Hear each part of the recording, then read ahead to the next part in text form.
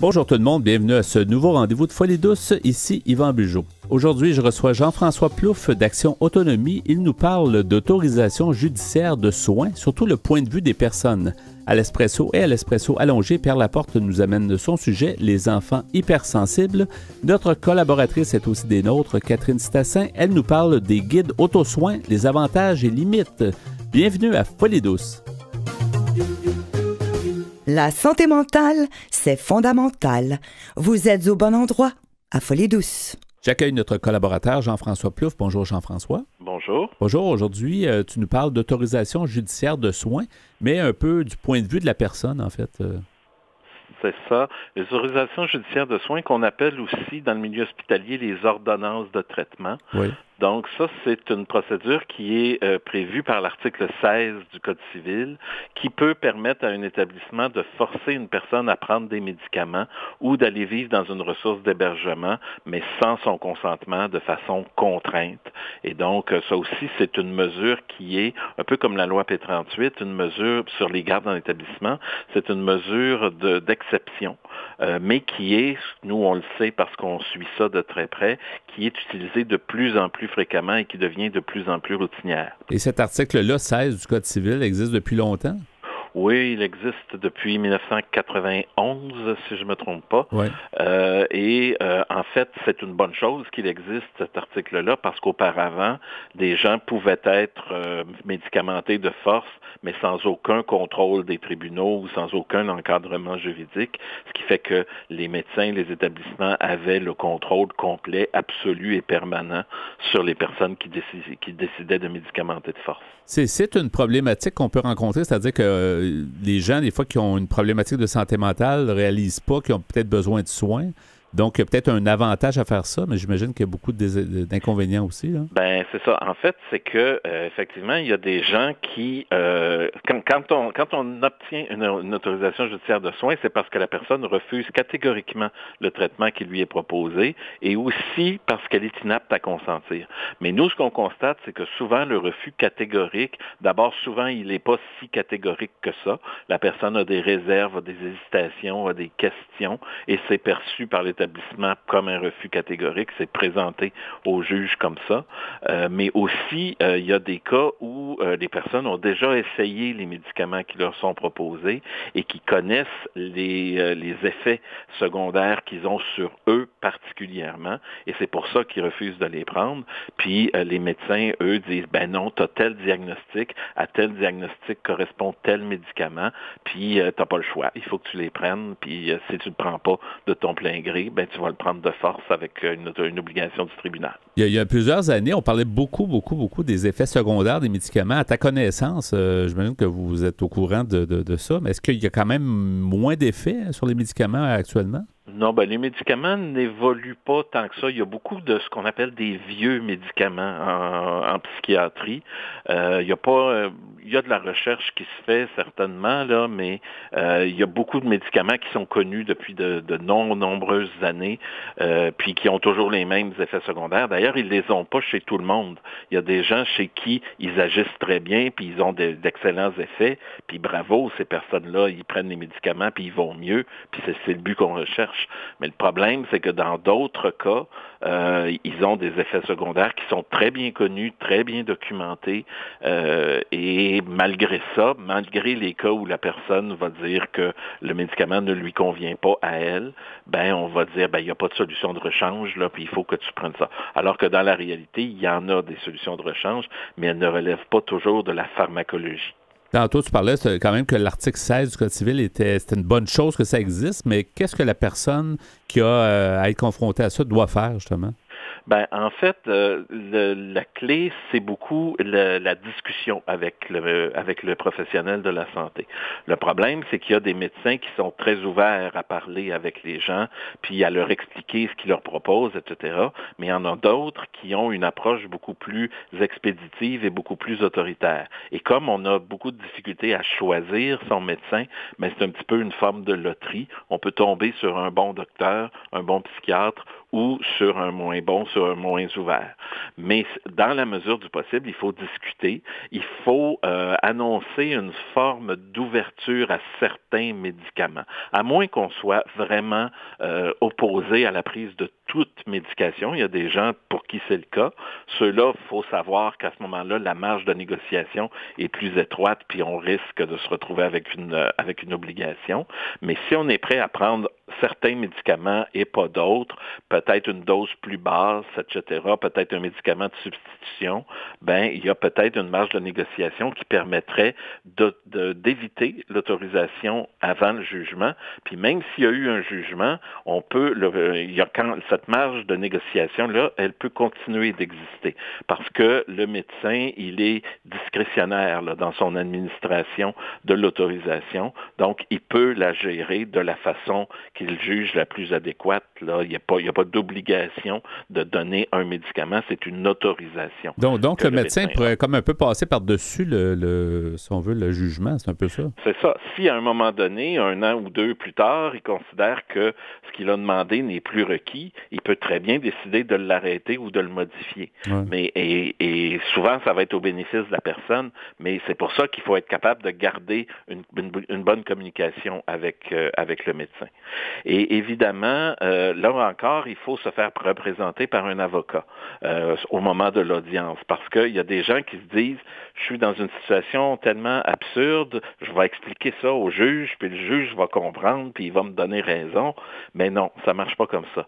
Les personnes qui sont porteuses de diagnostic en santé mentale ont très, très peu de crédibilité auprès des juges. Donc, quand on s'en va en cours et qu'on n'est pas représenté par un avocat, on a toutes les chances que l'hôpital gagne et que la personne doive se plier là, à ce que demandait l'hôpital au départ. Et c'est impressionnant pour tout le monde, la cour et tout le système judiciaire et tout ça. Donc, à quelque part, c'est sûr qu'un avocat va aider, certainement. C'est ça, parce que souvent, la personne va être portée, si elle n'est pas représentée par un avocat puis qu'elle est présente, à parler au mauvais moment ou à répondre à des choses qu'elle considère pas vraies, que le médecin vient de dire. Et là, ça va un peu irriter le juge parce que là, on n'est plus dans le décorum de la Cour de justice et ça enlève encore plus de crédibilité à la personne et ça fait qu'on va l'écouter moins attentivement quand ça va être à son tour de parler. Qu'en est-il, Jean-François, des coûts des avocats? Est-ce que la plupart des gens qui ont ce genre de situation-là peuvent obtenir l'aide d'un avocat sans frais? Est-ce que ça existe? Oui, effectivement, parce qu'on sait que une bonne proportion, en tout cas, des gens qui sont victimes de ce genre de procédure-là sont des gens à faible revenu. Les gens qu'on contraint dans le milieu de la psychiatrie, c'est souvent des gens qui ont peu de moyens, qui sont isolés socialement puis qui ont peu de revenus. Donc, ils sont effectivement souvent admissibles à l'aide juridique. Mais il peut arriver qu'ils ne le soient pas. Et s'ils ne le sont pas, là, ça devient beaucoup plus compliqué parce que l'avocat va exiger des honoraires, puis un avocat, ça coûte 250, 300 $ l'heure, puis c'est des causes qui sont pas nécessairement très longues à préparer, mais si on veut aller en contre-expertise, etc., il va y avoir des frais très, très importants qui sont hors de la portée de la plupart des gens de la classe moyenne. Donc, ça devient, pour ces personnes-là, encore plus difficile de se défendre. Mais nous, ce qu'on constate, c'est que la grande majorité des gens sont des gens à faible revenu, sont des gens qui cumulent un peu toutes sortes de vulnérabilités, dont la pauvreté matérielle et sociale. Et oui, ils sont admissibles à l'aide juridique, mais encore faut-il qu'ils le sachent. Encore faut-il que quelqu'un les mette en contact avec l'aide juridique. Et c'est souvent le rôle que nous, on joue comme groupe de défense de droit, de dire aux gens, vous avez cette ressource-là qui peut vous aider gratuitement. Oui, c'est très utile. Oui. Et donc, il y a encore là, comme je le disais tout à l'heure, dans les audiences, dans une audience d'autorisation de soins, il y a deux preuves qui doivent être faites, celle du refus catégorique et celle de l'inaptitude à consentir. Et c'est important de distinguer l'incapacité à consentir et le désaccord qu'on peut avoir avec un médecin. Il y a un terme dans le milieu qu'on utilise souvent où on parle de l'inaptitude du désobéissant. Quand une personne n'est pas d'accord avec son médecin, on va tout de suite mettre ça sur le compte d'une inaptitude inaptitude à consentir, alors que simplement, elle diverge d'opinion avec son médecin sur les symptômes qu'elle peut avoir ou le diagnostic qu'elle peut avoir, puis l'effet que les médicaments ont sur elle. Mais tout ça est un peu escamoté pour dire, ben voyez-vous, le fait qu'elle s'oppose au traitement que moi, avec tout mon savoir comme médecin, je lui propose, c'est la preuve qu'elle est inapte à consentir. Alors que c'est pas du tout une preuve. Il faut faire une preuve beaucoup plus substantielle que ça, là, qui comporte 5 volets. Oui. Comprendre la nature de la maladie, le but du traitement, les risques de ne pas se faire traiter, et le fait que la capacité à consentir pourrait être compromise ou non par la maladie. Donc, encore là, c'est assez complexe et c'est pour ça que c'est important d'être représenté par un avocat de façon à pouvoir répondre là, à l'argumentation des hôpitaux qui souvent est très simple et plutôt faible, on pourrait dire, mais si la personne n'est pas accompagnée par un avocat lors de l'audience, elle ne sera pas en mesure de contourner et de défier un petit peu les prétentions de l'hôpital et le juge va donner raison à l'hôpital là, dans une très, très grande proportion de cas. Est-ce que beaucoup de personnes, Jean-François, sont confrontées à l'autorisation judiciaire de soins? Est-ce que il y en a de plus en plus. On avait des chiffres de 2009 où on parlait d'à peu près 300 personnes et on a refait le décompte pour l'année 2018. On approche tranquillement des 550-600 personnes. Donc, ça a doublé en moins de 10 ans. Donc, c'est une mesure qui, encore une fois, devait être exceptionnelle. Et là, on commence à voir qu'elle devient de plus en plus routinière. C'est souvent une espèce de continuum de la garde en établissement. On veut s'assurer que les médicaments qu'on a commencé à donner durant la garde en établissement, que la personne va continuer à les prendre sans qu'on ait nécessairement à faire un suivi psychosocial très, très, très, très étroit avec elle. Elle est simplement obligée d'aller à l'hôpital tous les mois pour recevoir une injection. Puis, il faut aussi dire qu'il y a des gens qui sont privés en quelque part de leur liberté de choisir leur milieu de vie. L'hôpital peut aussi obtenir de la Cour l'autorisation de placer littéralement une personne dans une ressource d'hébergement qu'elle n'aura pas choisie.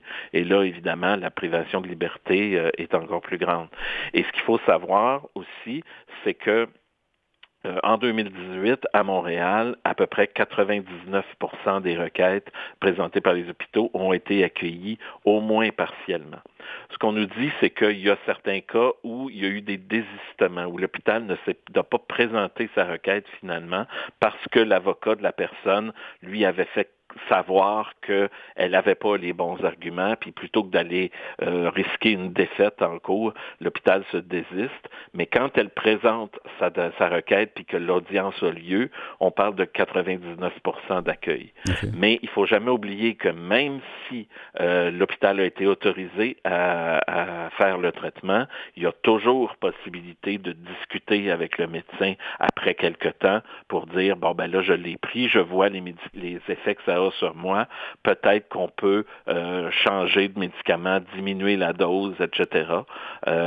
Puis, comme ça, il y a moyen, là, justement, sur une base ça repose entièrement sur le bon vouloir du médecin, mais il y a toujours possibilité de discuter puis de négocier les modalités de la prise du médicament. Donc, en terminant quelques secondes, Jean-François Plouffe d'Action Autonomie, on peut mentionner les infos si on veut savoir plus justement sur les ordonnances de traitement? Ben c'est ça, on peut toujours nous appeler par téléphone au 514-525-5060. Sinon, on a notre site Internet qui est toujours accessible, www.actionautonomie.qc.ca. Merci beaucoup, Jean-François Plouffe, et à la prochaine. Merci. Au revoir. Nous sommes bien présents sur Facebook. Cherchez Folie Douce Radio pour nous trouver. Folie Douce, une communauté, une radio. C'est maintenant le bloc Espresso avec Pierre Laporte. Et ton sujet, Pierre, c'est les enfants hypersensibles. Exactement, oui. D'après, j'ai pris ce sujet sur le site internet psychologie.com, un de mes sites préférés. Il y a plein d'idées là-dessus. C'est un site français. Et cette fois, c'est un article qui s'appelle « Ces 4 comportements qui montrent qu'un enfant est hypersensible ». Et c'est important de les identifier, ces enfants-là qui sont hypersensibles, parce qu'on doit toujours dealer en bon français différemment avec eux. Tous les enfants sont peut-être un peu hypersensibles, mais peut-être pas à un si grave niveau, peut-être, c'est ça? Oui, en fait, il y a ceux qu'on appelle carrément les hypersensibles. Les hypersensibles qui sont plus sensibles que Ils sont plus sensibles. Ça peut être une qualité, mais il y a un mode d'emploi. Il y a une façon de faire et une façon de conjuguer avec ça. Ouais. Exactement. Ce qu'on nous dit sur le site psychologie.com, on nous dit les émotions d'un enfant doué d'une grande sensibilité découlent pour partie de tout ce qu'il ressent, pour partie de sa mémoire et de son imagination très vive, mais aussi de sa relation avec les adultes, en fonction de ce qu'ils expriment et partagent avec lui.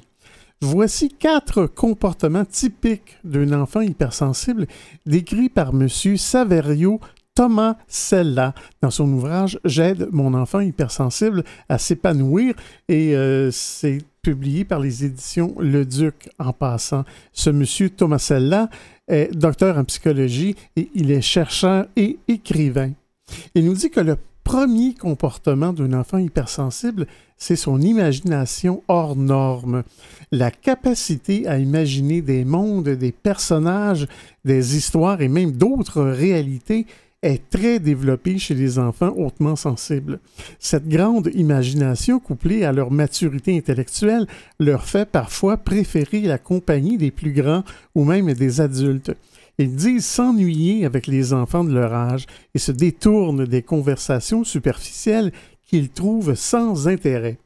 De ce fait, il peut également leur arriver de se sentir très seuls, en décalage avec leur famille ou avec d'autres enfants. Parfois, ils croient que s'ils étaient plus grands, leur existence serait plus facile, surtout si les adultes ne leur accordent pas assez d'attention. Pour mieux comprendre ce que vivent ces jeunes, prenons le temps de suivre Zoé dans son aventure d'enfant ultrasensible. Aujourd'hui, une jeune adulte, Zoé se souvient de son enfance. Elle nous dit « Unique enfant dans un monde de grands, je ne le trouvais pas si vaste, mais tellement captivant. J'étais seulement pressé d'y avoir accès. Quand je serai plus grande, était ma ritournelle. J'ai utilisé tous les subterfuges. Je me suis faite polie et obéissante, puis intéressée et curieuse. Quand je serai grande, disait-elle, recevait toujours la même réponse. Tu ne peux pas comprendre, tais-toi donc, c'est pour les adultes, tu nous fatigues, etc. Il n'y avait jamais d'autres enfants à la maison. Pas d'invitation ni d'anniversaire, juste eux et moi. L'enfant très sensible peut alors préférer cultiver son imagination déjà flamboyante. Ça peut être difficile, c'est ça, pour des fois un enfant unique. Là, souvent, ça arrive, des fois, se sent un peu seul parmi des adultes. Si c'est un enfant unique, j'imagine que c'est encore pire. Ouais. Elle nous dit « Timide, je me couchais sur la moquette et les écoutais. J'emmagasinais, je réfléchissais pour découvrir comment attirer l'attention de ces géants. Rien n'y faisait, donc je fuguais.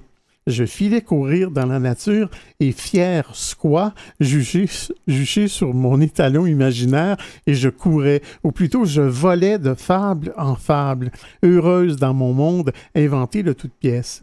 Bien souvent je tombais, je me foulais les chevilles, je me perdais pour n'en récupérer que des réprimandes ou des rires, ce qui était pire à mes yeux. Pour ne pas rester trop seuls avec leur sensibilité et leur imagination débordante, ces enfants s'inventent des amis ou des sœurs et des frères, dans le cas d'enfants uniques, évidemment. Heureusement, il arrive qu'un adulte ait l'intuition de ce qui peut aider l'enfant à dépasser ses difficultés, en développant sa confiance en lui et en ses capacités. Elle nous dit « Brindille prête à tomber au moindre souffle ». Elle nous dit « J'étais pourtant doté d'une rapidité étonnante à la course à pied. Un jour, mon prof de gym me dit calmement, avec un immense sourire bienveillant, « Hé, la gazelle, aimerais-tu entrer dans l'équipe des garçons pour courir le 60 mètres? » Je répondis sans attendre, « Oh oui, s'il vous plaît, monsieur, oui. » Cet homme, parmi d'autres, a changé le cours de ma vie. Je m'en souviens comme si c'était hier. En effet, si les qualités de l'enfant sont mises en valeur, s'il est encouragé à les cultiver et soutenu dans cette quête, il a de fortes chances de pouvoir surmonter ses peurs et se révéler à lui-même. Zoé est devenue maman à son tour. Elle sait à quel point sa petite fille a et aura besoin d'être comprise et rassurée, même si sa sensibilité et sa façon de l'exprimer peuvent paraître étranges ou incongrues aux grandes personnes qui sont devenues sérieuses, comme le pointe tendrement Antoine de Saint-Exupéry dans Le Petit Prince. Oui, un très beau livre là, qui fait très réfléchir, beaucoup de sagesse dans ce livre-là. Et un deuxième comportement de l'enfant hypersensible, c'est l'angoisse de l'abandon. Nous retrouvons très souvent et à tous les âges l'angoisse d'être abandonné ou rejeté. Elle peut être particulièrement vive pour un enfant hautement sensible s'il se sent très différent des autres et s'il souffre de ce décalage avec eux. Hélène, elle aussi jeune maman, se souvient. Elle nous dit « Je crois que ma peur la plus grande, celle de toute mon enfance, était la peur de l'abandon. Abandon par mes parents, par mes frères et sœurs ou par mes amis. Pour nombre d'enfants, cette frayeur est intense. L'émotion peut devenir envahissante si l'enfant ne la comprend pas et ne sait pas quoi en faire. » Mais je m'arrête ici, Yvan, et on continuera plus tard dans l'émission. Absolument, les enfants hypersensibles. À venir dans l'émission, notre collaboratrice Catherine Stassin nous informe sur les guides auto-soins, les avantages et les limites. À l'Espresso allongé, Pierre Laporte poursuit avec son sujet « Les enfants hypersensibles ». Vous écoutez actuellement Folie douce, pionnier en santé mentale depuis 1991. Folie douce, une communauté, une radio.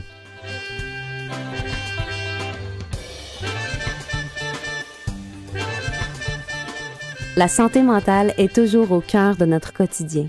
Nos chroniqueurs vous présentent leur sujet. C'est avec plaisir que je reçois à nouveau Catherine Stassin. Bonjour Catherine.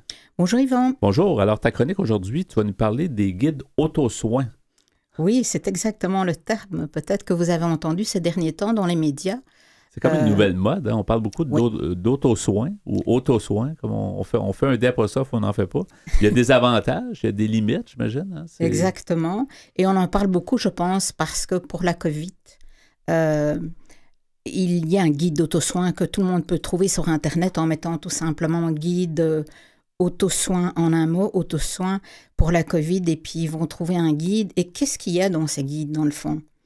Dans ces guides, on nous explique, pour ce qui est de la COVID, ce qu'est la COVID, quels sont les symptômes principaux, quelles sont les mesures de prévention, quelles sont les coordonnées dont on a besoin si on sent qu'on n'est pas bien.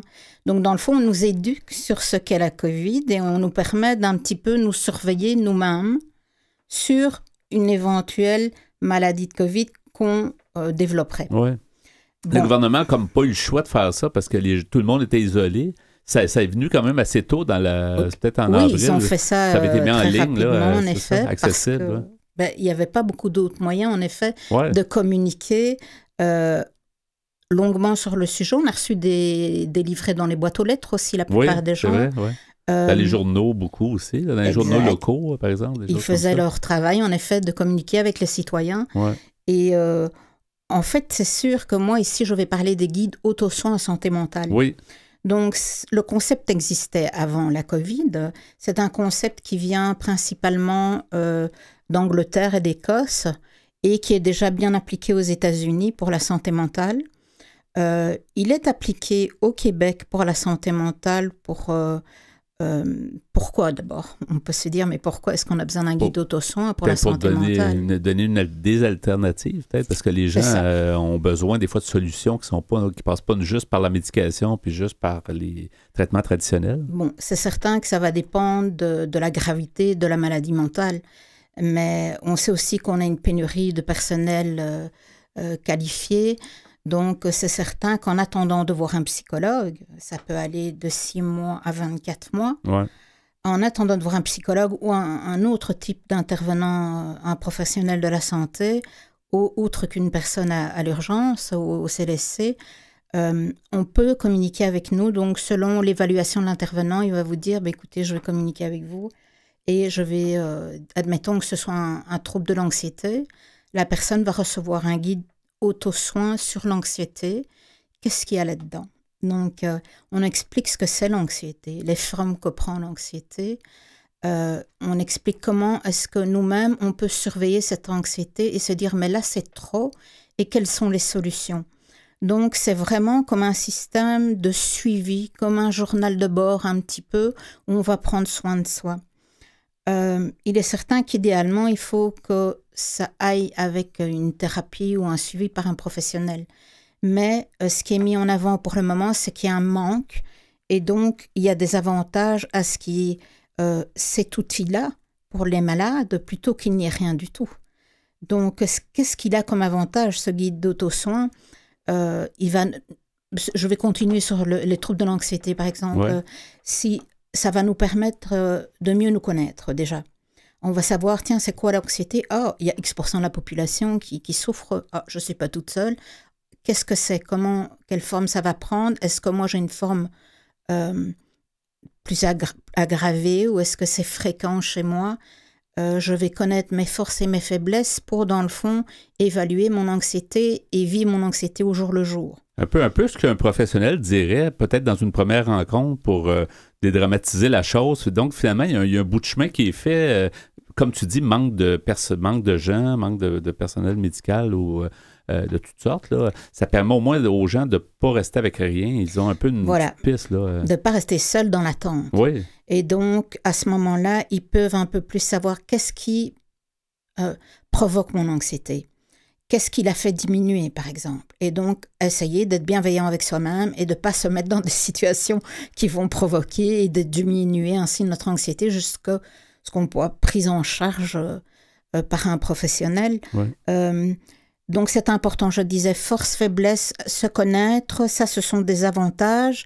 On va aussi connaître la maladie. C'est une maladie, donc quelles sont les causes? Quels sont les soins qu'on va peut-être m'apporter plus tard? Est-ce que j'aurai peut-être des médicaments aussi? Est-ce que j'aurai juste une thérapie ou j'aurai les deux? Je vais lire là-dessus. Il y aura aussi des références, donc je peux continuer à lire sur le sujet.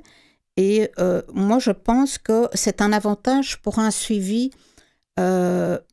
de maladies mentales de type une dépression, de l'anxiété, etc. Mais bon, moi, je ne suis pas du tout psychologue, mais je trouve que ça peut être intéressant pour des suivis, puisqu'on sait que s'il y a il y a moins d'urgence et que le plus grave est passé, on peut garder un suivi par soi-même si on en est capable. C'est peut-être intéressant à ce moment-là, le guide d'auto-soin. Il y a peut-être une partie de la population qui ça va bien aller avec ça, puis il y en a peut-être d'autres que ça ne fera pas, mais au moins ceux qu'on aura aidés, ben, ça sera ceux de moins qu'on aura à... Dans le fond, ça va quand même avoir aidé une bonne partie de gens. Ça va aider des gens, et là, j'en arrive aux limites de ces guides. Ouais. Mais avant ça, je voudrais dire que pour le moment, au Québec, il y a quand même 5 CIUS qui testent les guides auto-soins en santé mentale au Québec, et donc, on va un petit peu laisser couler, voir un petit peu ce qui se passe, quel va être le retour face à cette aide apportée. Un peu des projets pilotes là, qui sont essayés. Quoi. Voilà, bon, les guides en santé mentale, les guides auto-soins en santé mentale existent depuis X temps, mais je dois dire qu'une initiative jumelée comme ça de 5 CIUS, à ma connaissance, je n'étais pas au courant, et c'est surtout que c'est, disons, le nouveau gouvernement qui met ça en place pour le moment, parce qu'avec l'épidémie de la COVID, il y a beaucoup de problèmes de santé mentale qui émergent chez des gens qui n'en avaient pas, ou même ceux qui en avaient, ça s'intensifie. Donc c'est sûr qu'il faut trouver des solutions, parce que la structure n'est pas faite pour un nombre limité de personnes, et surtout l'explosion qu'il y a pour le moment des problèmes en santé mentale. Donc, quand on parle de limites, c'est certain que, comme tu disais, tout le monde ne va pas être capable de suivre. Quand on est déprimé, quand on est hyper anxieux, commencer à se dire tous les matins, je prends mon petit guide et je coche et je fais ci et je fais ça. Tout à fait. J'en doute beaucoup. C'est ça. Certains vont pouvoir le faire, mais c'est ça.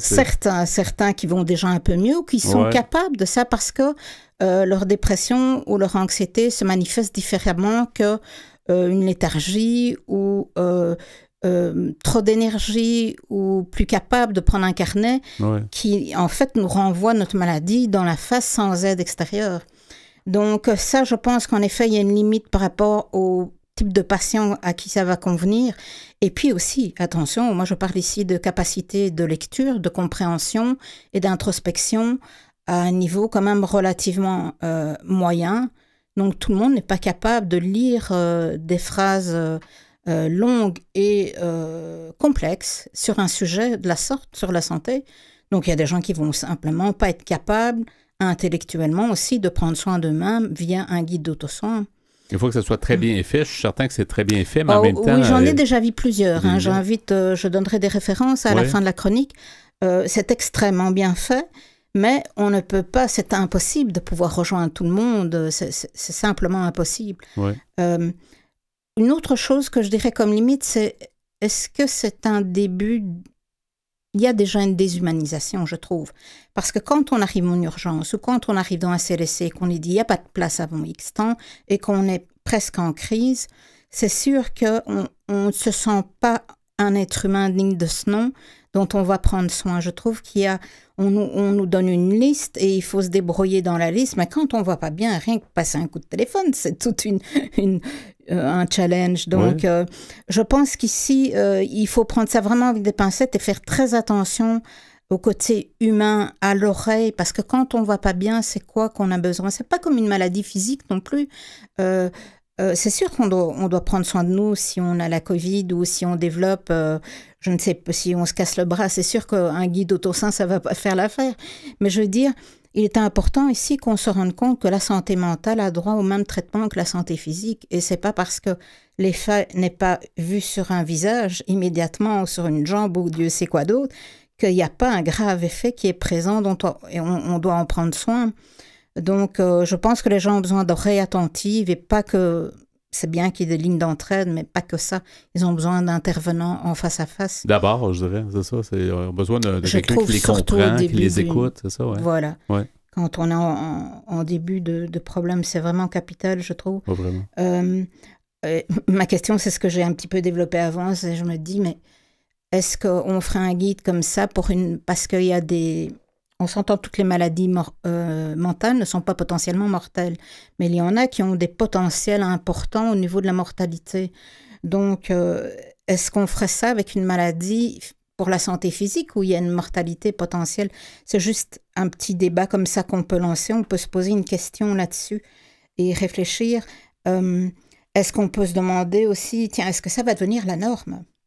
Est-ce qu'ils vont quand même réussir à augmenter le personnel en santé mentale, ou est-ce que ça va devenir une norme, comme c'est un petit peu le cas plus en Écosse et en Angleterre, de ce que je peux connaître.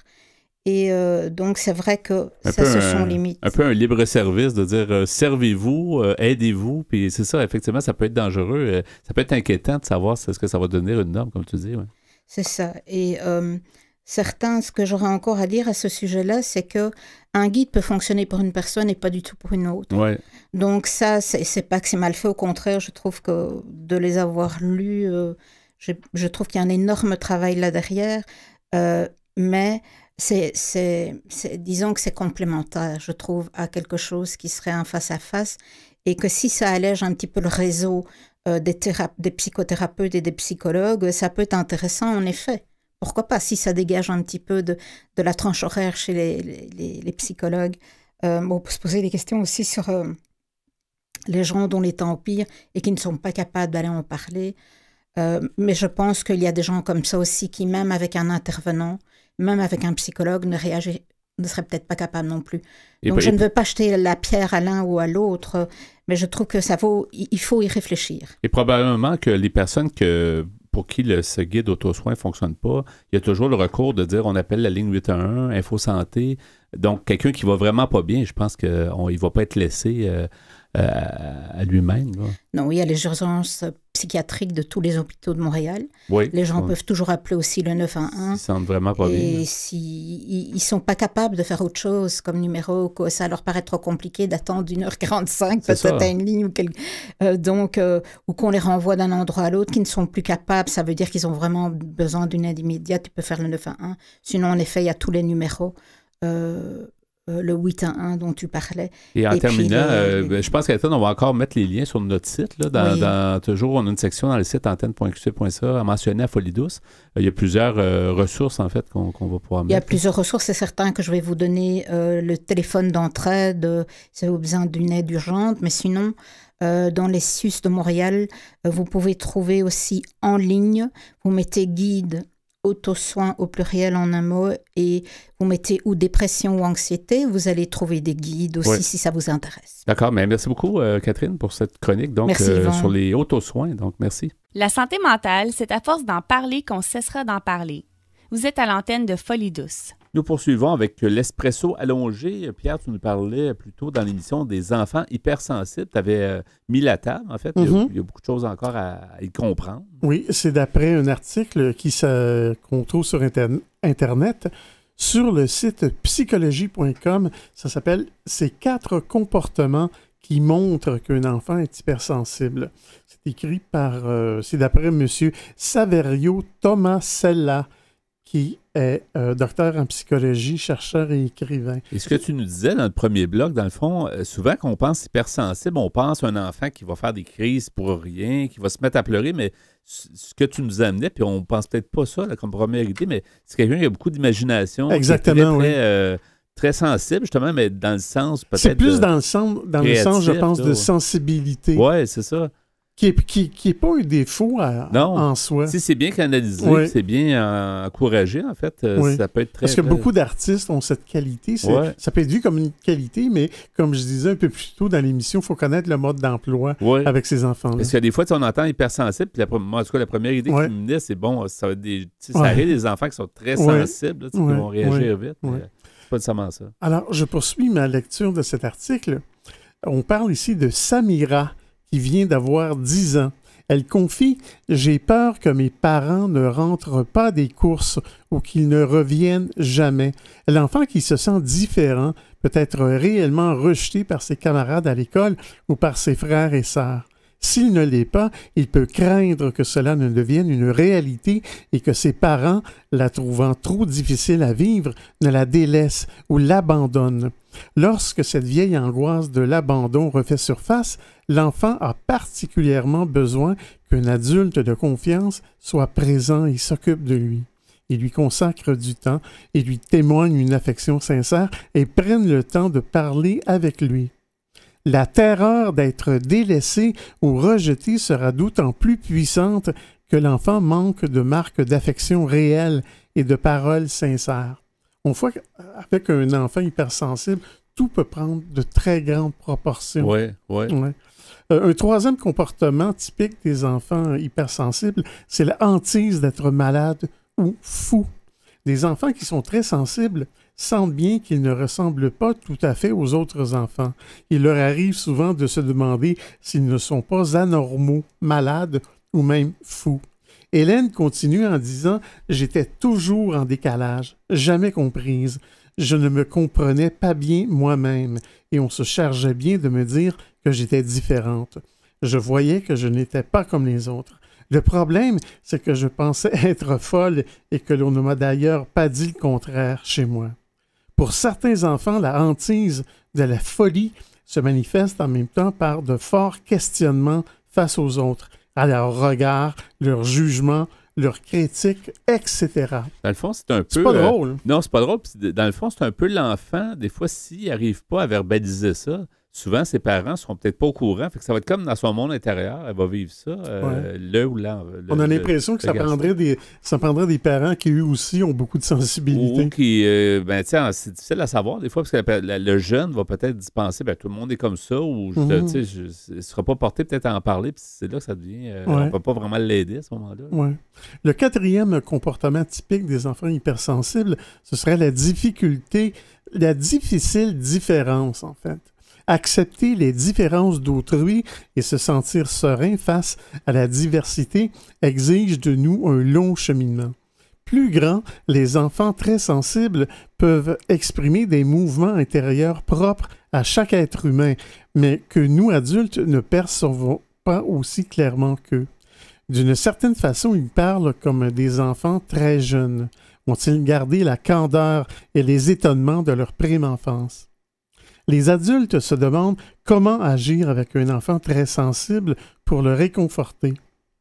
En fait, et tout simplement, il est souhaitable de l'écouter et de lui parler avec tact et délicatesse, en faisant preuve de patience, particulièrement pour respecter son rythme et s'ajuster à sa capacité à recevoir nos propos. capacités différentes d'un enfant à l'autre ou d'une période à l'autre. L'adulte qui agit avec attention et bienveillance et, lorsqu'il le peut, avec légèreté et humour, en évitant de juger l'enfant, ses propos, ses actes ou ses attitudes, en le félicitant ou en l'encourageant, calme ses inquiétudes, tout en lui redonnant confiance. Ouais. Alors, on voit que c'est pas facile d'élever un enfant hypersensible. La présence, ça reste toujours la clé parce qu'il y a beaucoup de parents qui manquent de temps, mais l'investissement de temps qu'on fait auprès des enfants, je pense que c'est jamais perdu. Là. Mais toi, tu as élevé 3 enfants. Ouais. Est-ce qu'il y en avait des hypersensibles là-dedans? Pas vraiment, je crois, mais je pense que j'étais pas mal à l'écoute. Fait que je pense pas qu'il y en avait tant que ça. Ben, je pense pas qu'il y en avait tant que ça. Je pense pas que je peux pas déceler ce que tu décris. Ouais. J'ai pas vraiment vu ça dans mon quotidien, moi. Peut-être qu'il y a des enfants, sans être hypersensibles, peuvent avoir une certaine sensibilité vis-à-vis certains aspects de la vie ou de la croissance, mais pas assez pour qu'on les appelle des hypersensibles. Non, c'est complètement. Ça. Puis souvent, tu sais, comme on le dit souvent, c'est un cliché, mais tu sais, il y en a des livres, mais en général, on apprend sur le tas. Tu sais. Mm-hmm. Fait que moi, je pense encore, mon idée, c'est de dire, soyons le plus attentifs possible, soyons le plus présents possible, puis essayons de communiquer le plus possible. Fait que s'il y a quelque chose, je me dis que ça va ressortir. Puis, Mais je regardais, Yvan, dans cet article, on donne des exemples et je pense que c'était toutes des filles. Oui, je pense. Hein, mais c'est sûrement qu'il y a des garçons aussi. Parce que c'était pour l'exercice. Moi, je dirais que oui, ça doit être pareil. Oui, en tout cas, merci beaucoup pour le sujet. C'est un sujet quand même auquel on peut s'intéresser. Les enfants hypersensibles, donc à Folie douce. C'est encore meilleur la deuxième fois. Écoutez-nous en reprise sur YouTube en cherchant Folie douce radio. Pour conclure ce rendez-vous de Folie douce, merci beaucoup Pierre Laporte pour ta mise en onde. Bienvenue mon cher. Ainsi que pour tes blocs Espresso et Allongé où tu nous as parlé des enfants hypersensibles. Notre invité et collaborateur en début d'émission, Jean-François Plouffe d'Action Autonomie, nous a parlé pour sa part d'autorisation judiciaire de soins, le point de vue des personnes. Notre collaboratrice Catherine Stassin était aussi des nôtres. Elle nous a informé sur les guides auto-soins, les avantages et limites. C'était donc le menu de l'émission cette semaine. C'est Yvan Bugeaud à l'animation. Bonne semaine à tous et à la prochaine Folie douce. Au revoir.